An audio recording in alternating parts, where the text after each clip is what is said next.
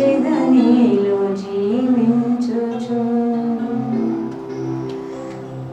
పునరుద్ధానుడన్నా యేసయ్యా మరణము గెలిచి బ్రతికించితివి నన్ను స్తుతి పాడుచు నిన్నే ఘనపరచుచు ఆరాధించెదనిలో జీవించుచు స్తుతి పాడుచు నిన్నే ఘనపరచుచు ఆరాధించెదనిలో జీవించుచు పునరుద్ధానుడు నా యేసయ్యా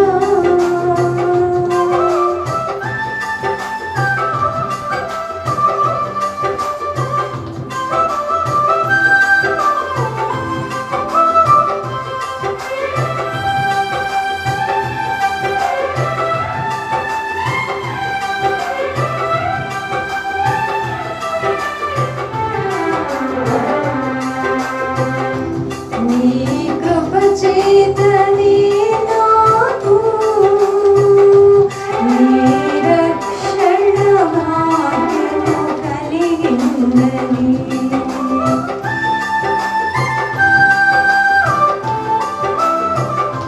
నీ కృప చేతనే నాకు నీ రక్షణ భాగ్యము కలిగిందని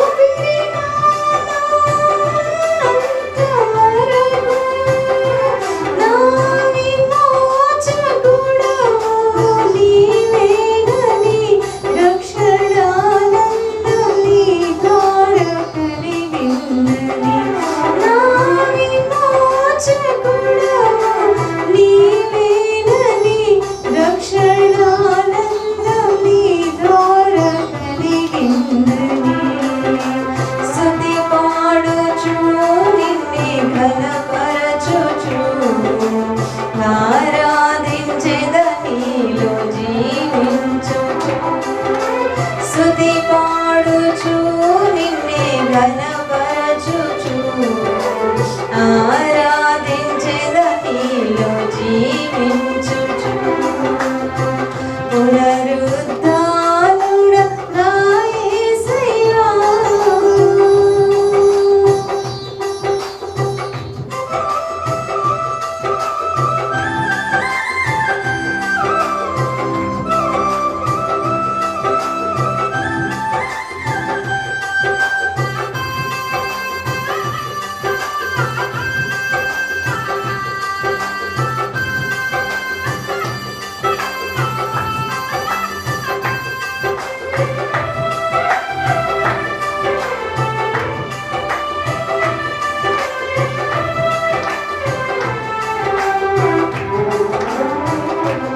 జూలై మాసం కూడా మన ముందుకు వచ్చింది. సంవత్సరం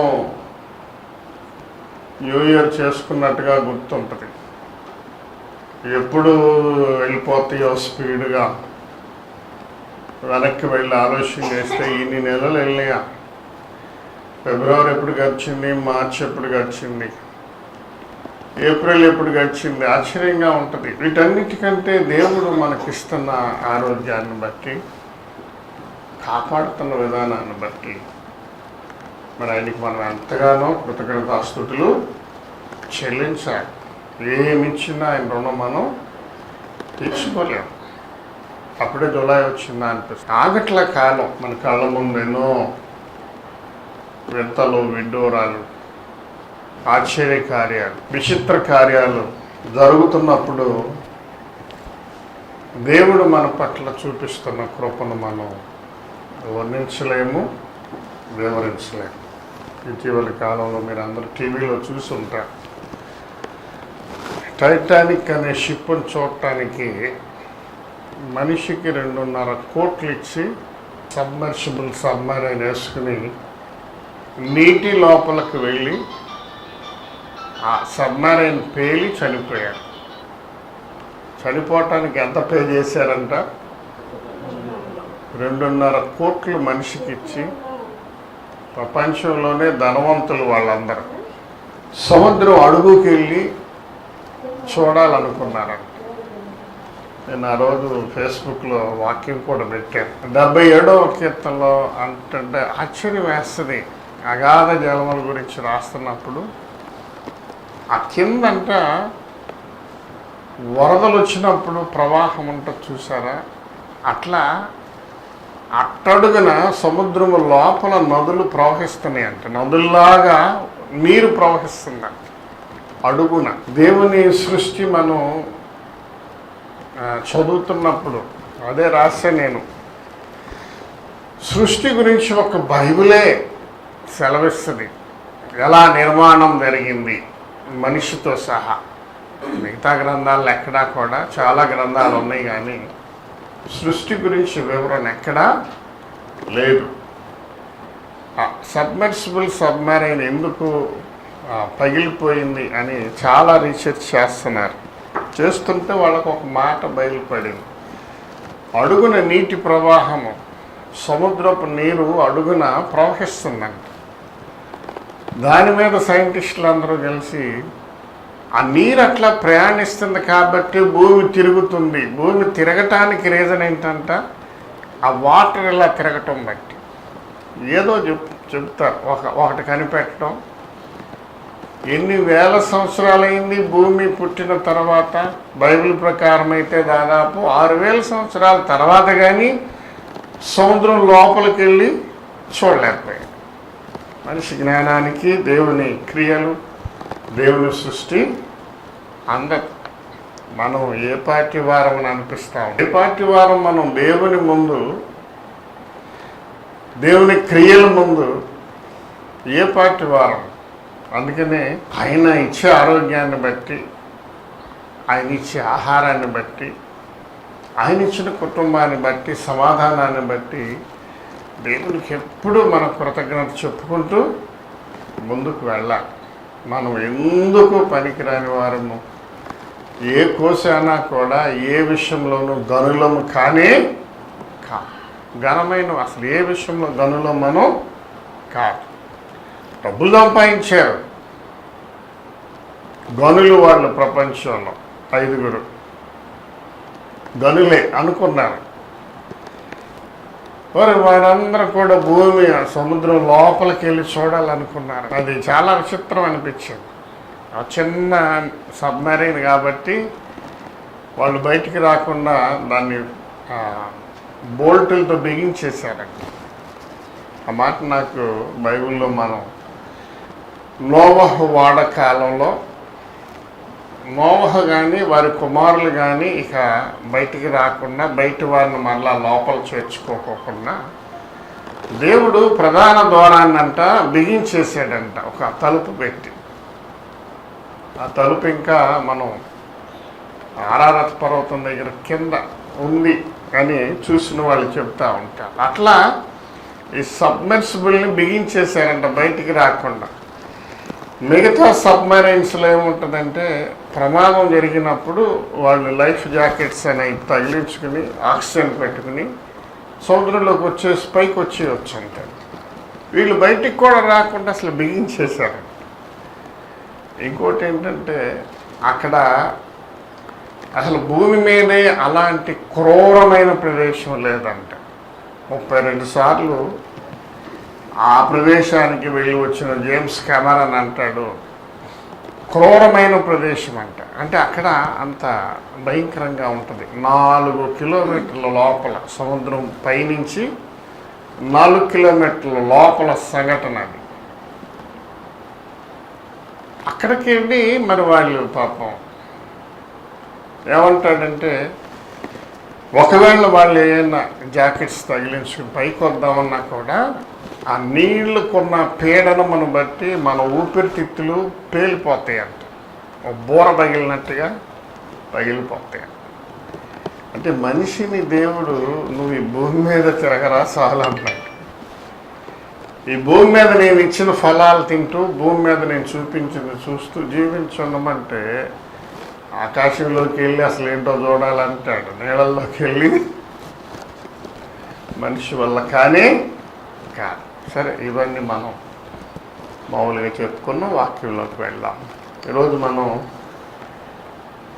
దేవునికి అతి ఇష్టుడైన మంచి కుమారుడు భక్తుడైన రాజు అయిన హిజ్కియా గురించి కొన్ని మాటలు మనం నేర్చుకున్నాం.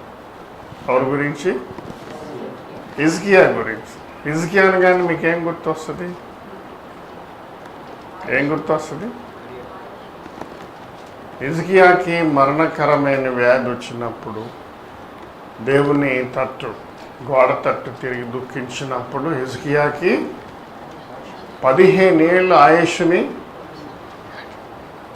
ఆ మాట మనకి శాశ్వతంగా గుర్తుంటుంది. హిజ్కియా గోడ తట్టు తిరిగి ప్రార్థన చేయగానే దేవుడు 15 ఏళ్ళ ఆయుష్ పొడిగించాడనే వాక్యం మీకు చాలాసార్లు వినుంటారు, మేము కూడా చెప్పుకుంటాం. 2వ దినవృత్తాంతాల గ్రంథం చదువుతా ఉంటే అసలు ఎందుకు మరణకరమైన వ్యాధిని అనుమతించాడు కొన్ని మనం ఆలోచన చేయాలి. చేయాలా వద్దా? చేయాలి. ఎందుకు అది ఎలా చేశాడు? ఎందుకు ఆ పరిస్థితులు వచ్చి ఉంటాయి? జాగ్రత్తగా గమనిద్దాం. దేవుణ్ణి మనం ఆరాధిస్తాము, దేవుణ్ణి మహింపరుస్తాము, దేవుని బిడ్డలుగా ఉంటాం. కానీ మన జీవితాల్లో కొన్నిసార్లు కొన్ని సంఘటనలు ప్రవేశిస్తూ ఉంటాయి. కొన్ని శ్రమలు, కొన్ని ఇబ్బందులు, కొన్ని తట్టుకోలేని పరిస్థితులు, కలవరం చెందే పరిస్థితి. దావీదంటే నేను కలవరపడ్డానంటాడు. కలవరపడటం అంటే నిద్రపోతూ నిద్రలో నుంచి ఉలిక్కిపడి లేవటం కలవరపడటం అంటే మనము పగలు ఆలోచన చేసిన ఆలోచనలు, మనకున్న ఆందోళనలు ఏం చేస్తాయంటే గాఢ నిద్రలో కూడా మనకి కలవరాలు పుట్టిస్తాయి. అంత గాఢ నిద్రలో ఉండి కూడా ఆ సంఘటన బ్రెయిన్ జ్ఞాపకం చేయగానే ఉలిక్కిపడి లేస్తాం. అది కలవరం అంటే. కలవరమైన పరిస్థితుల్లో కూడా దేవుడు మరి ఎందుకు అనుమతిస్తున్నాడు వాటిని?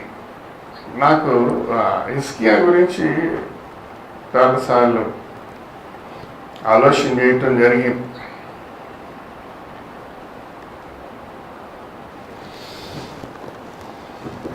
రెండవ దినవృత్తాంతాల గ్రంథము 32వ అధ్యాయం 24వ వచనంలో, ఆ దినములలో హిజ్కియా రోగి అయి మరణ దశలో నుండెను. అతడు యెహోవాకు మొరపెట్టగా ఆయన అతనికి చూసిన ఒకటి తెలియచేశాను. ఇక నా మాట వినండి. మీరు బైబిల్ ఇవ్వకండి, ఎందుకంటే ఎవరైనా రిఫరెన్స్ చదివి నేను చెప్పడం ఇదంతా లేట్ అవుద్ది కాబట్టి మీరు బైబిల్ ఉంచండి, తర్వాత జ్ఞాపకం చేసుకోండి. గుర్తుపెట్టుకోండి, 2వ దినవృత్తాంతాలు 32వ అధ్యాయం 31వ అధ్యాయం ఇవన్నీ హిజ్కియా గురించి రాయబడి ఉంటాయి. ఇంటికి వెళ్ళాక మీకు అవకాశం ఉంటే చదవండి. హిజ్కియా మరణించే వరకు చదవండి, ఏం జరిగి ఉంటుంది. 32:24 ఆ దినములలో హిజ్కియా రోగి అయి మరణ దశలో నుండెను. అతడు యెహోవాకు మొరపెట్టగా ఆయన అతడికి చూసిన ఒకటి.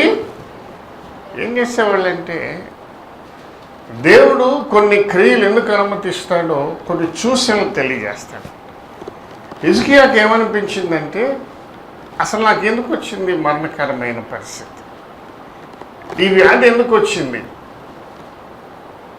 ఏం చేశాను నేను, దేవుని దగ్గర తెలుసుకోవాలి అనుకుని దేవునికి మొరపెట్టాడన్న.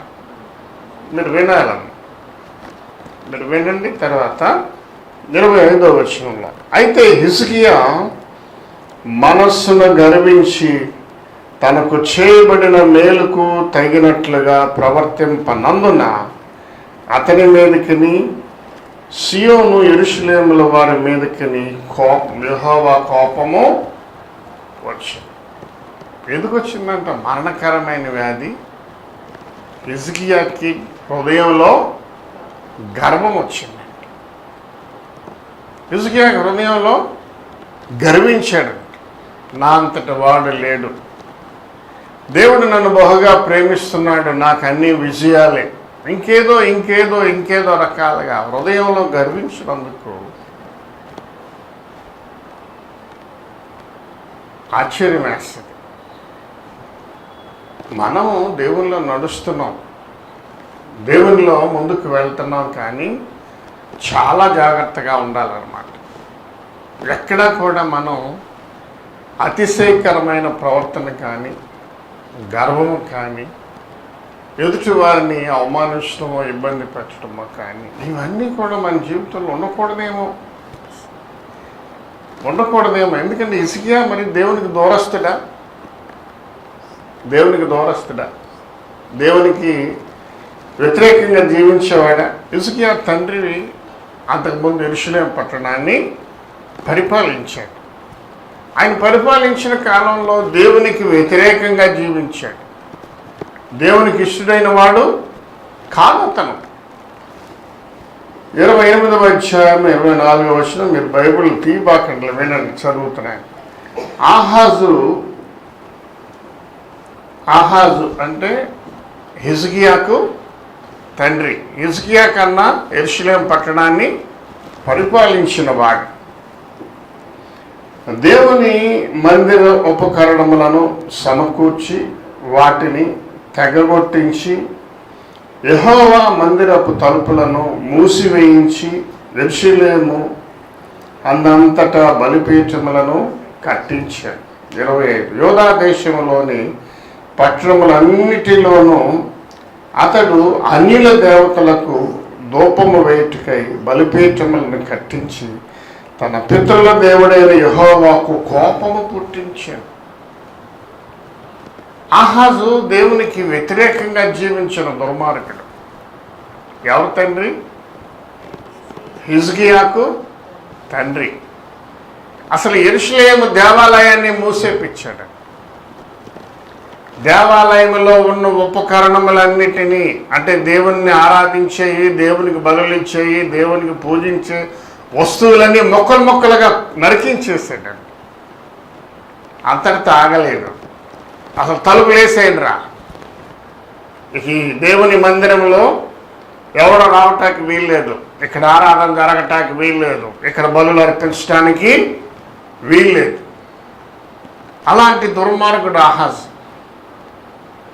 యెహోవా దృష్టికి, యెహోవాకు వీరి మీద, యెరూషలేము వారి మీద, ఆహాజు మీద కోపము పుట్టించాడు. మరి ఇలాంటి పనులు చేస్తే ఎలా ఉంటుంది? దేశమంతా ఏం చేశాడంట? బలిపీఠములు కట్టించాడు. అన్ని దేవతలకు బలిపీఠములు కట్టించి అన్ని దేవతలకు ఆరాధన చేయటం మొదలుపెట్టాడు. అప్పుడప్పుడు బైబిల్లో ఈ రాజుల చరిత్ర మనం చదువుతున్నప్పుడు ఒక అపజయం వారికి వస్తే ఏం చేస్తారంటే, ఒక అపజయం వచ్చినప్పుడు జీవము కలిగిన దేవుణ్ణి విడిచిపెట్టి ఆ పొరుగు రాజ్యాల్లో వారికి విజయం ఎందుకు వస్తుందో ఆలోచన చేసి, వాళ్ళు ఏ దేవుణ్ణి ఆరాధిస్తున్నారో, వారి ప్రవర్తన ఎట్లా ఉంది, నేను కూడా అలా ప్రవర్తిస్తే ఆ విజయం నాకు వస్తుందేమోనని వీళ్ళు జీవం కలిగిన దేవుణ్ణి విడిచిపెట్టి అన్ని దేవతల జోలికి వెళ్ళేవాళ్ళు. పక్కనున్న సిరియా దేశము, లెబనాన్ దేశము, ఐగుప్తు, ఇరాను, ఇరాక్, బబులోన్ దేశాల రాజులు ఎలా డెవలప్ అయ్యారు, దానికి కారణం ఏంటి, నేను కూడా ఆ దేవతలను పూజిస్తే ఎలా ఉంటుందని చాలామంది రాజులు అట్లా యెహోవా దేవుణ్ణి విడిచిపెట్టి అన్ని దేవతల జోలికి వెళ్ళి భయంకరమైన బానిసత్వంలోకి వెళ్ళిన వారు ఉన్నారు. హిజ్కియా తండ్రి కూడా అలాంటి వాడే, కానీ హిజ్కియా మాత్రం అలాంటి వాడు కాదు. హిజ్కియా కాలం వచ్చే వరకు, దానికన్నా ముందు మనం 29వ అధ్యాయంలో మొదటి రోజు హిజ్కియా ఏలన ఆరంభించినప్పుడు 25 ఏండ్ల వాడై 29 ఏండ్లు యెరూషలేమును పరిపాలించిన. హిజ్కియా వయస్సు 25 ఇయర్స్కి రాజు అయ్యి యెరూషలేం పట్టణానికి 29 ఇయర్స్ రాజుగా ఏకఛత్రాధిపత్యం వహించాడు. అతను రాజు అవగానే ఏం చేశాడంట? 3వ వచనం, అతడు తన ఏలుబడి యందు మొదటి సంవత్సరము మొదటి నెలలో యెహోవా మందిరపు తలుపులను తెరిచి వాటిని బాగు చేశాను. చప్పట్లు కొడతాం, హల్లెలూయా. ఆ తండ్రి ఏమో యెరూషలేము తలుపులు మూయించేశాడు, దేవాలయం తలుపులు. హిజ్కియా రాజు అవగానే మనం క్యారెక్టరైజేషన్ చూస్తున్నాం, గుర్తుపెట్టుకోండి. ఏం జరిగింది? దేని గురించి మాట్లాడుకుంటున్నాం? హిజ్కియాకి మరణకరమైన వ్యాధి వచ్చింది. ఎందుకు నాకు ఈ వ్యాధి వచ్చింది? నేను ఎంతగానో దేవుణ్ణి మహింపరిచిన వాడిని కదా అని దేవుని దగ్గర ఏం చేశాడంట? విచారణ చేశాడు. అయ్యా, నాకెందుకు ఈ వ్యాధి వచ్చింది? నేను నిన్ను మహింపరిచిన వాడినే కదా అని అడిగాడంట. దేవుడు చూసిన తెలియచేశాడంట. ఏమని? హిజ్కియా, నీ హృదయంలో నువ్వు గర్వించావు కాబట్టి, నేను నిన్ను ప్రేమిస్తున్నాను, నీకు విజయాలు ఇస్తున్నానని నువ్వు గర్వించావు కాబట్టి నేను నీకు ఈ పరిస్థితిని అనుమతించాను. అంటే మన హృదయంలో ఎలాంటి గర్వం కానీ, అసూయ కానీ, ద్వేషాలు కానీ, ఇంకోటి ఏ పరిస్థితిలోనూ రాకూడదన్నమాట. మనుషులకు వస్తే కావచ్చు, అవునా?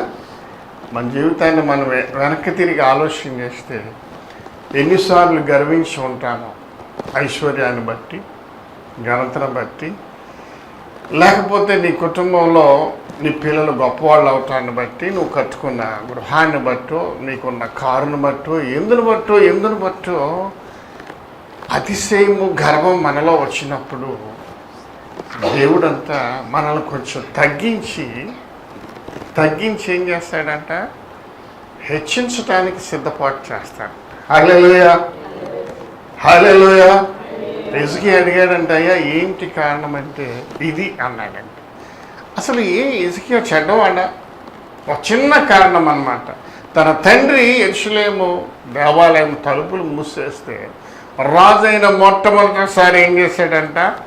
డోర్స్ ఓపెన్ చేయించాడు. 29లోనే 4వ వచనం, యాజకులను లేవీయులను పిలువనంపించి 5వ వచనం, నా మాట ఆలకించుడి, ఇప్పుడు మిమ్మల్ని మీరు ప్రతిష్ఠించుకొని మీ పితరుల దేవుడైన యెహోవా మందిరమును ప్రతిష్ఠించి పరిశుద్ధ స్థలములో నుండి నిషిద్ధ వస్తువులనన్నిటినీ పారవేయుడి. హల్లెలూయా. మామూలు భక్తుడు కాదు.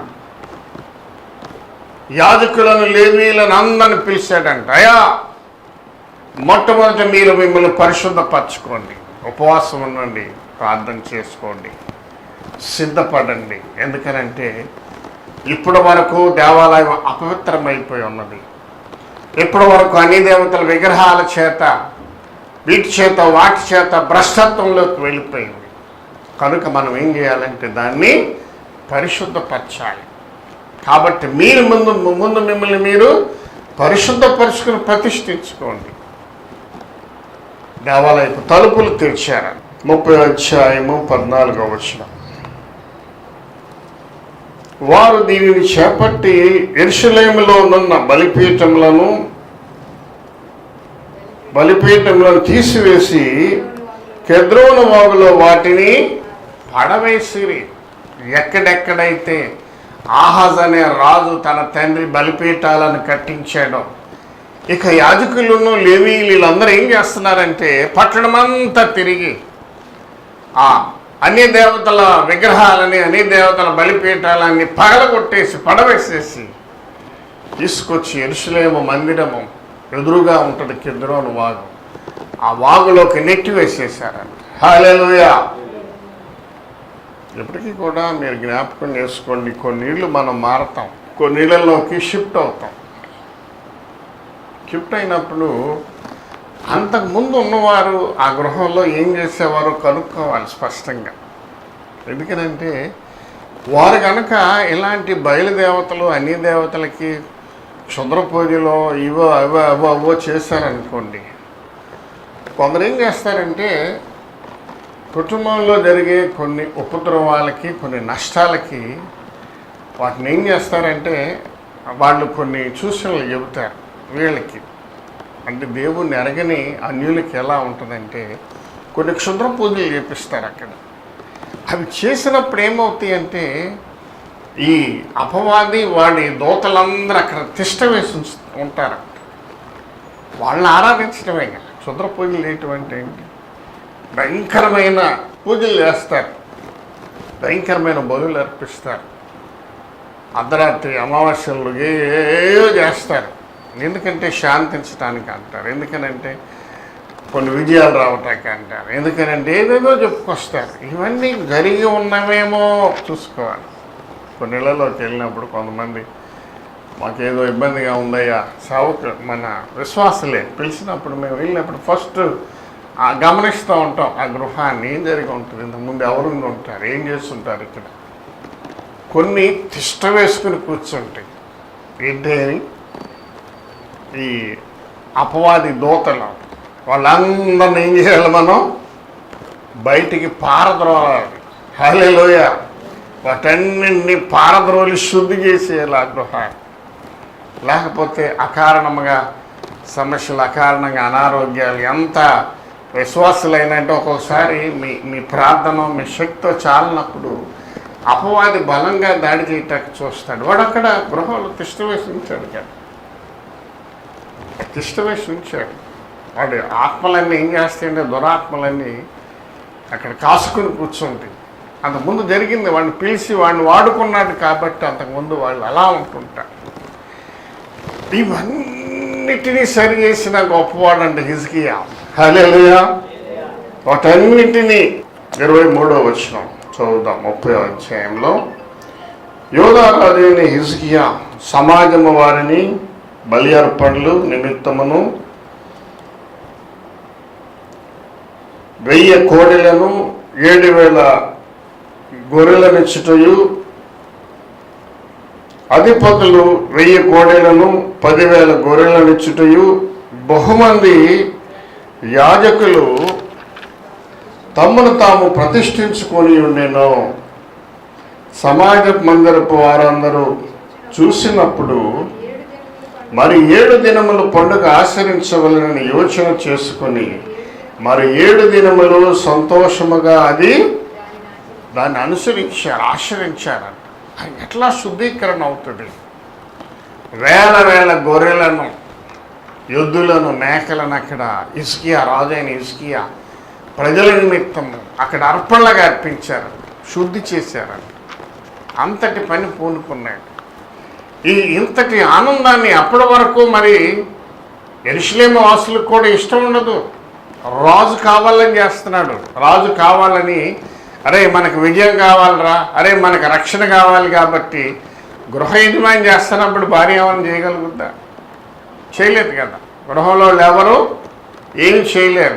మీకు తెలియదు నోరమై, మరి మేము వాళ్ళకి చేయాల్సిందే అన్నాడు అనుకో ఇంటి యజమాని, ఏం చేస్తారు? ఏం చేయలేరు. ఒక్కొక్కసారి ఆ ఇంట్లో పెద్ద పోరాటం జరుగుతూ ఉంటుంది.